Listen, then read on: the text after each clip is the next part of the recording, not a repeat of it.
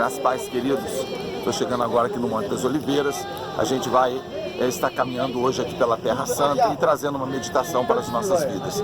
Nós estamos aqui no Monte das Oliveiras, o lugar onde Jesus por várias vezes esteve em oração, por várias vezes esteve intercedendo, não só pela cidade, mas pela vida dos discípulos. Aqui ele meditava, ele tinha intimidade com o Pai.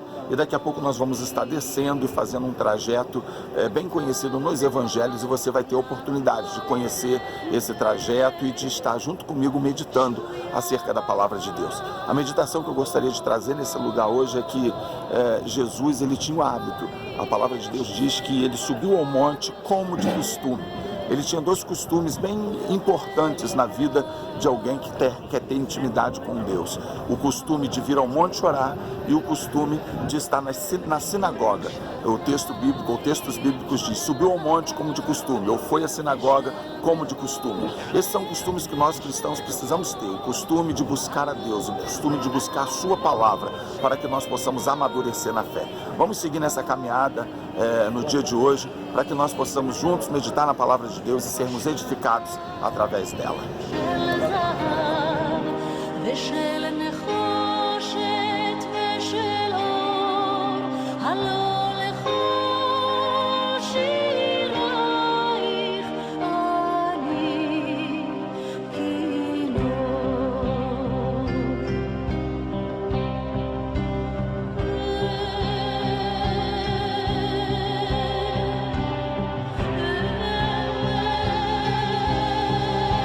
Só para a gente se situar, nós estamos no Monte das Oliveiras e do lado de lá nós temos o Monte Moriá. Jesus, quando vinha no Monte das Oliveiras orar, embora a Bíblia não diga em que ponto ele ficava, e o monte obviamente é muito grande como vocês estão vendo, eu acho improvável que ele tenha ficado fora dessa visão, porque ali ficava o templo. Então, isso é uma visão minha, viu? Particularmente, acredito que se ele vinha ao monte orar, e se ele inclusive se lamentou sobre a cidade do monte orando, era basicamente essa visão que ele tinha. Com a diferença que no lugar da cúpula da rocha, ou domo da rocha, ele tinha o templo de Herodes, que foi destruído, como nós já vimos lá em 70 pelo general Tito. Então essa era a visão que Jesus tinha. Nós temos ali o portão dourado. Há profecias bíblicas de que o Messias vai entrar por aquele portão.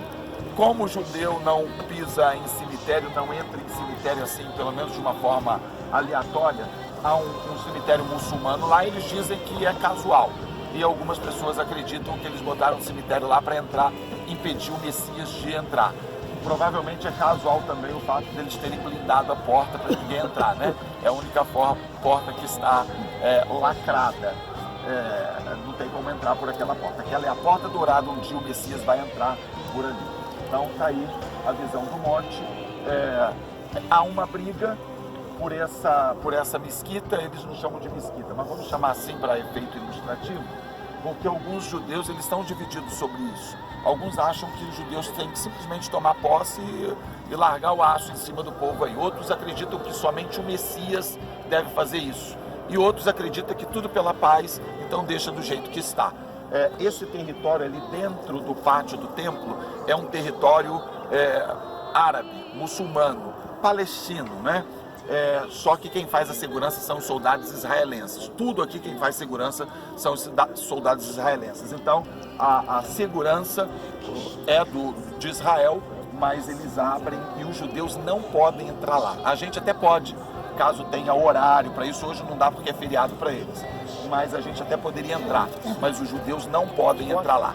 Por isso a gente chama de Muro das Lamentações o muro que nós vamos visitar logo mais. Eles chamam de Muro Oriental. O Muro das Lamentações fica aqui, entre a cúpula dourada e essa outra marronzinha, ali por trás. A gente vai chegar até o muro e se a gente subir uns degraus a gente vai ter a visão da cúpula dourada. É o mais perto que eles podem chegar hoje de onde era o templo. E ali eles oram e alguns dizem que se lamentam por não poder entrar no templo, estar junto do templo, porque eles não podem entrar lá. O Muro Oriental, ou o Muro das Lamentações, foi o que sobrou, ou uma parte mais próxima que sobrou dos muros por ocasião da destruição de setembro.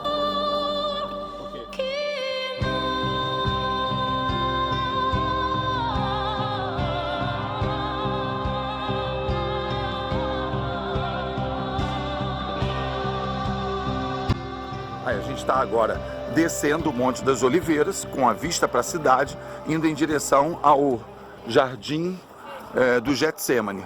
Esse era provavelmente um caminho que Jesus fazia, não, lógico, com essa estrutura de rua pavimentada, mas ele descia provavelmente no final da descida do Monte das Oliveiras. A gente está chegando ao Jardim do Getsêmani. O Jardim do Getsêmani nós temos aqui do lado direito ou do esquerdo.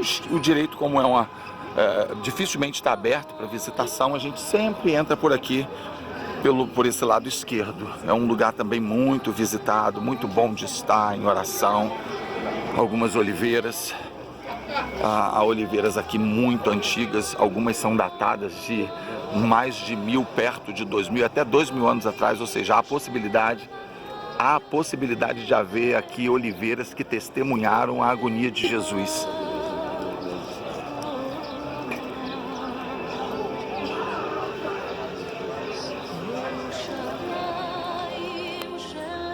Esse é o Jardim do Getsêmani, portanto, o lugar onde Jesus esteve em sua agonia junto com seus discípulos, que pediu para que eles orassem junto, mas eles não conseguiram. Talvez o peso espiritual tivesse tão grande aqui que eles não conseguiram estar em oração junto com o Mestre. Não fizeram isso porque não queriam estar junto com o Mestre, mas porque não conseguiram mesmo.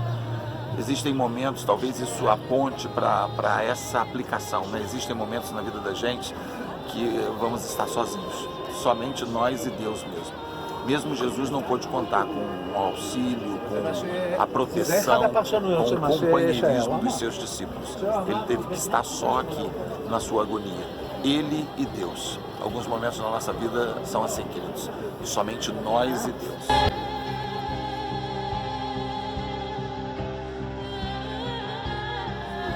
Saindo do Jardim do Getsêmani, estamos entrando agora na cidade pelo Portão de Estevão, ou Portão das Ovelhas. Ele passou a se chamar Portão de Estevão justamente a partir do apedrejamento de Estevão. Esse aqui é o Portão das Ovelhas. E esse aqui é o pastor Jair Navarro. Está trabalhando só um cadinho. Ele depois passou a ser chamado de Portão de Estevão, porque depois da mensagem de Estevão ele foi trazido para fora da cidade e foi apedrejado aqui. Aqui foi o lugar do apedrejamento de Estevão. Muito bem, essa configuração do portão não é mais a original, mas presume-se que ele tenha sido reconstruído próximo ao original. Embora a Bíblia não diga, é muito provável, particularmente eu acredito muito que Jesus tenha entrado na cidade para ser julgado por esse portão. Por quê?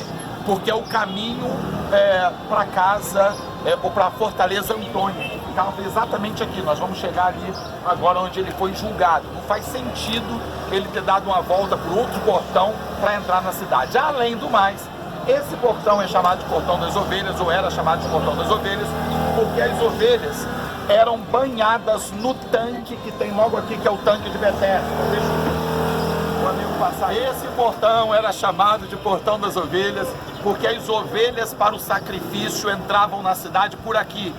Eram lavadas ou purificadas no tanque de Betesda e seguiam para o sacrifício. Faz todo sentido. Jesus entrou na cidade, preso já pelos soldados, pelo Portão das Ovelhas, foi banhado no seu próprio sangue através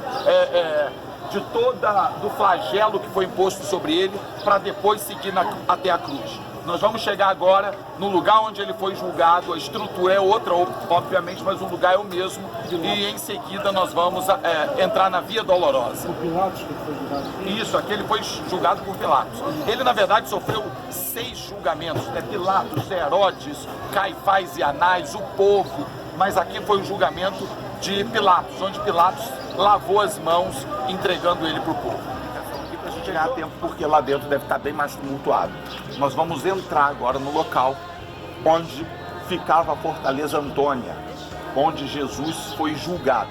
Ele entra pela Porta das Ovelhas, faz esse trajeto sendo carregado pelos soldados e entra na Fortaleza Antônia, onde ele recebe o veredito. Ele teve, como eu disse, alguns julgamentos, mas aqui ele recebe o veredito e daqui ele sai carregando a cruz. A partir daquela porta, nós estaremos entrando na Via Dolorosa da flagelação e condenação de Jesus por Pôncio Pilatos.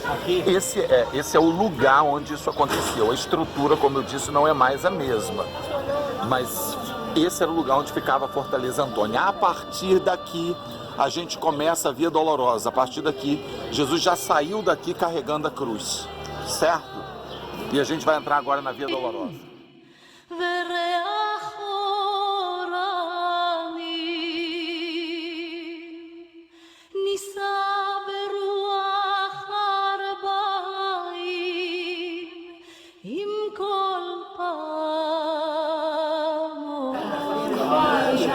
Estamos na Via Dolorosa, primeira etapa da Via Dolorosa, por onde Jesus passou carregando a cruz. Como eu sempre repito, a estrutura não era essa das ruas, e nem era essa altura do piso. Essas ruas foram construídas, reconstruídas através dos séculos, mas esse era o caminho próximo ao trajeto feito por Jesus, já carregando a sua cruz. Eu vou rodar aqui, ó. Via Dolorosa. Via Dolorosa. Saímos daqui, chegamos num ponto importante, porque a partir daqui ela se divide. Para lá é a Via Dolorosa dos evangélicos, para cá é a Via Dolorosa católica. Quem está com a razão? A gente não sabe. Nós vamos mostrar os dois túmulos para que cada um de vocês possa fazer a avaliação de vocês. Para cá, para nossa direita, Jesus teria ido para cá, para nossa direita, de acordo com a descoberta do Jardim do Túmulo, para onde nós vamos hoje. Jesus teria ido para a esquerda, de acordo com a Igreja do Santo Sepulcro, que está aqui à nossa esquerda. Então nós vamos primeiro no Jardim do Túmulo, porque estamos com o horário marcado. Depois a gente vai fazer esse trajeto de volta e a gente vai na Igreja do Santo Sepulcro, para que vocês possam conhecer também, ok? Então a partir daqui há essas duas possibilidades. Ou ele foi para lá, ou ele foi para cá. Então, saído por esse portão de Damasco, saído da cidade, a partir daqui eles já teriam legitimidade para crucificá-lo. Saiu dos portões da cidade. E agora a gente segue para o local da caveira, ou o Jardim do Túmulo. Vamos lá. Saindo da parte antiga da cidade, nós estamos na parte nova, na parte fora dos muros, e até que nós chegamos num lugar que foi identificado como Calvário.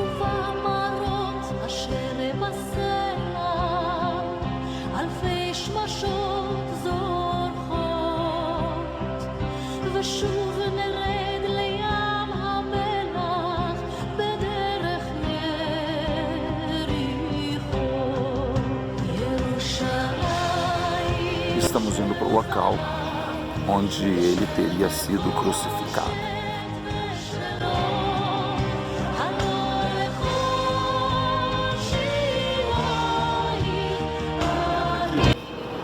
Era a pedra que eles identificaram como a Pedra da Caveira, o lugar da caveira, porque ela era muito semelhante mesmo a uma caveira, e Jesus teria sido crucificado aqui.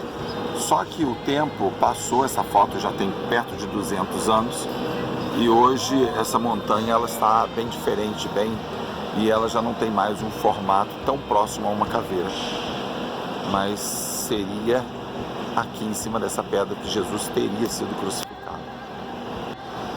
Daqui da crucificação, teriam tirado ele da cruz e levado ele a um túmulo novo, e é para onde a gente está indo.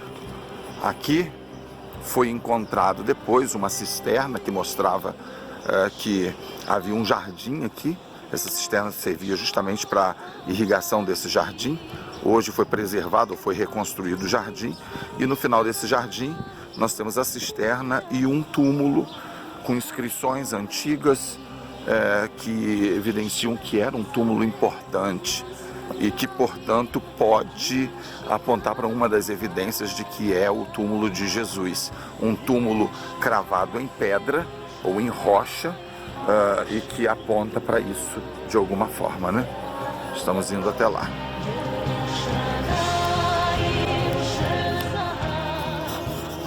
Como do sepultamento e consequente ressurreição de Jesus. Estamos chegando então aqui na entrada do túmulo, o chamado túmulo vazio. Vamos esperar o grupo de visitantes então fazer a sua visita, e quando estiver mais tranquilo nós vamos até lá dentro.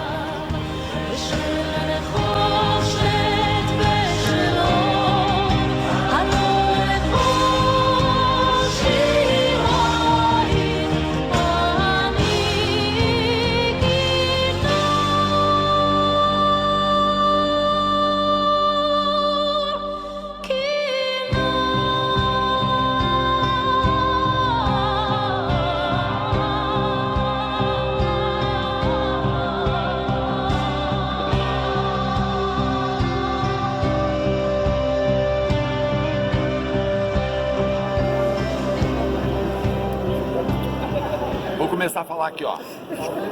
Comando,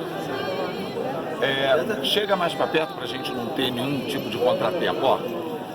Depois da revolta de Jerusalém, da revolta de 70, que a gente já abordou ela já algumas vezes, alguns judeus continuaram por aí, muitos deles continuaram incitando o povo contra Roma. Na verdade, quando a gente fala incitando contra Roma, eles faziam até o certo, eles queriam a liberdade deles, eles não queriam se submeter ao poder romano. E muitos focos de rebelião foram acontecendo ao longo dos anos, até que por volta do ano 130 começou a se desencadear uma revolta que foi chamada de Revolta de Bar Kova. Essa revolta era liderada por um rapaz, por um homem chamado Simeão Bar Kova, e ele chegou a trazer tantos judeus para junto dele, formou uma força tão grande que eles chegaram a declarar Jerusalém independente. E eles ficaram governando sobre Jerusalém por algo em torno de 2 anos.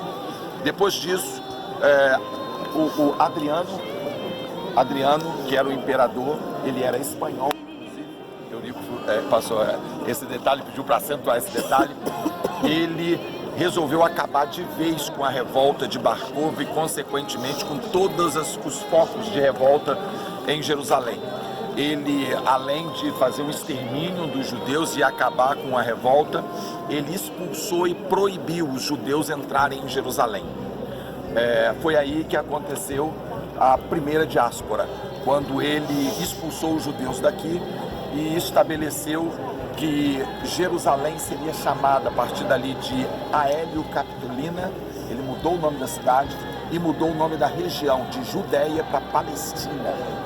Foi aí, 135 aproximadamente da nossa era, que o lugar passou a se chamar Palestina, que é uma referência a filisteus, é uma variação latina do nome filisteu. Ele, quando fez isso, foi no sentido provocativo, e a partir daí os árabes que viviam aqui começaram a ser gradativamente chamados de palestinos. O palestino nada mais é do que os árabes que habitavam aqui e que depois da expulsão dos judeus começaram a tomar posse. Ou seja, quando você ouvir alguém falando assim, que os palestinos da época de Jesus, isso simplesmente não existe. Não existe palestino da época de Jesus. Os palestinos a região começou a ser chamada assim em 135. Tá? Ele expulsa e começa então a haver um novo templo sem os judeus aqui. Adriano edifica um templo pagão lá na esplanada do templo e edifica um templo pagão aqui. Os imperadores, eles não conseguiam ainda, naquela época não conseguia se discernir o que era cristão e o que era judeu. Eles achavam que o cristianismo era uma espécie de ramificação do judaísmo. Então eles queriam afrontar tanto os judeus como os cristãos. Ele edificou um templo lá, edificou um templo aqui. Lá todo mundo sabe por que ele edificou o templo. E aqui, por que ele edificou o templo? Porque esse lugar era muito importante para o cristianismo. Não se sabia por quê. Posteriormente, Helena, mãe de Constantino, o imperador, depois do ano 312, que foi quando ele assumiu, e ela mandou construir essa igreja. E já em 312 chamou a igreja de Igreja do Santo Sepulcro. A partir daí entra guerra, sai guerra, acontece guerra e pessoas vão tomando posse. Resumindo a história, hoje essa igreja ela é governada por 6 denominações diferentes. Eu não vou lembrar todas, mas Igreja dos Cópotas, Igreja Católica Apostólica Romana, Igreja ortodoxa grega, igreja ortodoxa libanesa, se eu não me engano, e tem mais outras duas denominações que tomam conta aqui.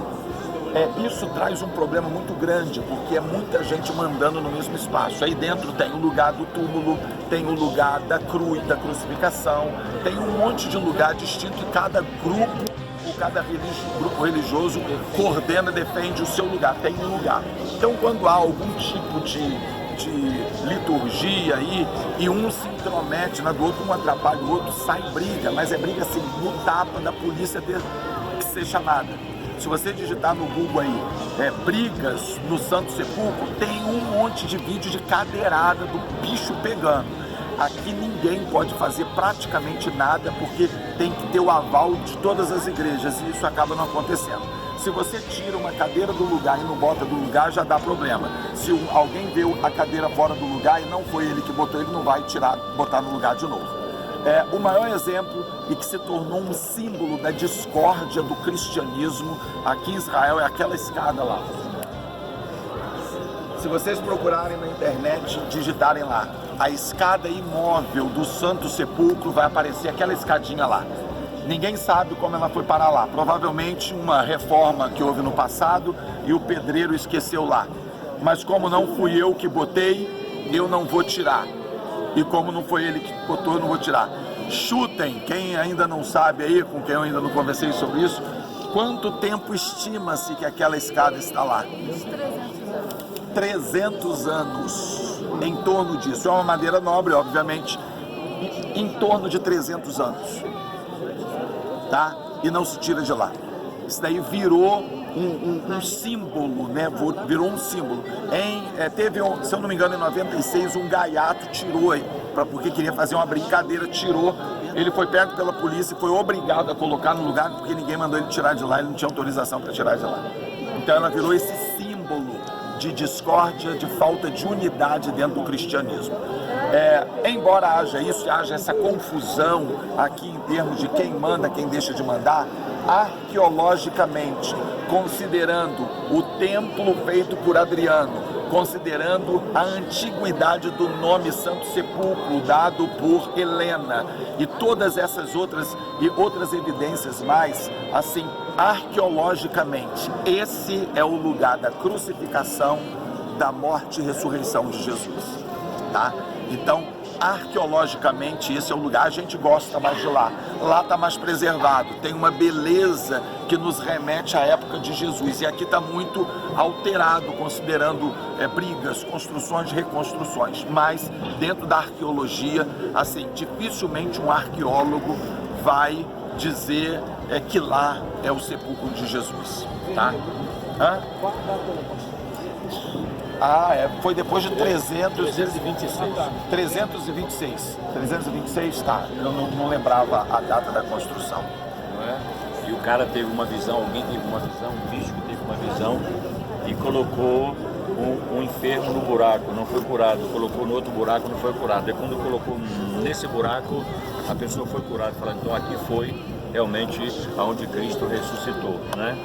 E aí na entrada tem a pedra que eles falam que foi a pedra que eles colocaram o corpo de Jesus que foi lavado, né? E também aí em cima existe a pedra, uma rachadura dizendo que foi ali que foi colocada a cruz. E embaixo está o túmulo, segundo eles, a tradição fala, o túmulo de Adão. Porque o sangue de Jesus ia ser derramado sobre a caveira de Adão, né? E tal, para redimir a raça humana. Eu tenho muitas dificuldades para crer que esse aqui realmente é o túmulo de Cristo. Pela razão,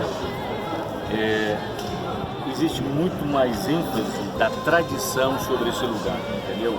Eu também não estou dizendo que de lá... Sim, tal. A gente coloca as duas formas para que as pessoas possam aqui avaliar. Aqui está muito misturado com a tradição.